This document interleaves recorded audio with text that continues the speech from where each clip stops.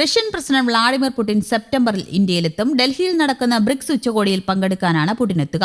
ദക്ഷിണാഫ്രിക്കയിലെ Russian എംബസിയാണ് പുടിന്റെ India സന്ദർശനം സംബന്ധിച്ച് സ്ഥിരീകരണം നൽകിയത്. കഴിഞ്ഞ വർഷം ഡിസംബറിൽ ഡൽഹിയിൽ നടന്ന ഇന്ത്യ റഷ്യ വാർഷിക ഉച്ചകോടിയിലും പുടിൻ പങ്കെടുത്തിരുന്നു. ഇതോടെ ഒരു വർഷത്തിനിടെ ഇത് രണ്ടാം തവണയാണ് പുടിൻ ഇന്ത്യ സന്ദർശിക്കുന്നത്. സെപ്റ്റംബർ 12, 13 തീയതികളിലാണ് ബ്രിക്സ് ഉച്ചകോടിക്ക് ഇന്ത്യ ആതിഥേയത്വം വഹിക്കുക. ഡൽഹിയിൽ നടക്കുന്ന ഉച്ചകോടിയിൽ പുടിൻ പങ്കെടുക്കുമെന്ന് റഷ്യൻ ഭരണകൂടത്തിന്റെ വാർത്താ ഏജൻസിയായ ടാസും റിപ്പോർട്ട് ചെയ്തു. അതേസമയം പുടിന്റെ സന്ദർശനത്തിനിടെ നടക്കുന്ന ഉഭയകക്ഷി കൂടിക്കാഴ്ചകളെക്കുറിച്ചുള്ള വിവരങ്ങൾ പുറത്തു വന്നിട്ടില്ല. ഈ മാസം ആദ്യം റഷ്യൻ വിദേശകാര്യമന്ത്രി സെർജി ലാവ്റോവ് ഇന്ത്യയിലെത്തിയിരുന്നു. ഡൽഹിയിൽ നടന്ന ദ്വിദിന ബ്രിക്സ് അംഗങ്ങളുടെ കോൺക്ലേവിൽ സെർജി ലാവ്റോവ് പങ്കെടുത്തിരുന്നു. ഇറാൻ US സംഘർഷത്തിൽ ഇന്ത്യക്ക് ദീർഘകാലത്തേക്ക് മധ്യസ്ഥത വഹിക്കാൻ കഴിയുമെന്നും സെർജി ലാവ്റോവ് വ്യക്തമാക്കിയിരുന്നു.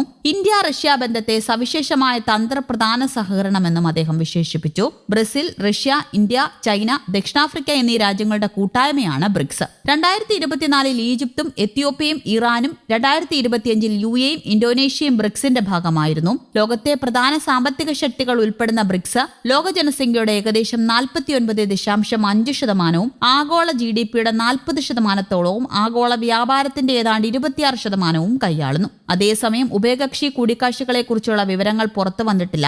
ഇന്ത്യ റഷ്യ ബന്ധത്തെ സവിശേഷമായ തന്ത്രപ്രധാന സഹകരണമെന്നും സെർജി ലാവ്റോവ് വിശേഷിപ്പിച്ചിരുന്നു.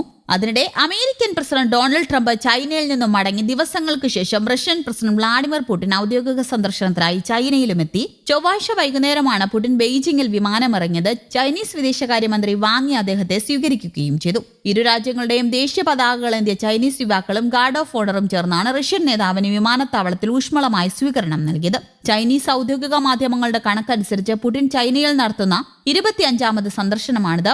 ആഗോള നയതന്ത്ര രംഗത്തെ ഒരു പ്രധാന കേന്ദ്രമെന്ന നിലയിൽ ചൈന കൈവരിച്ചു വരുന്ന ആത്മവിശ്വാസത്തിന് തെളിവായി ഈ സന്ദർശനം വിലയിരുത്തപ്പെടുന്നു. ഇരുവരും ഇതിനകം 40-ലധികം തവണ കൂടിക്കാഴ്ച നടത്തിക്കഴിഞ്ഞു. ഇത് ഷീ ജിൻപിങ് ഏതൊരു പാശ്ചാത്യ നേതാവുമായി നടത്തിയ കൂടിക്കാഴ്ചകളെക്കാളും വളരെ കൂടുതലാണ്. റഷ്യൻ പ്രസിഡന്റ് വ്ളാഡിമിർ പുടിനും ചൈനീസ് പ്രസിഡന്റ് ഷീ ജിൻപിങ്ങും തമ്മിലുള്ള നിർണായക കൂടിക്കാഴ്ചയാണ് ഇത്.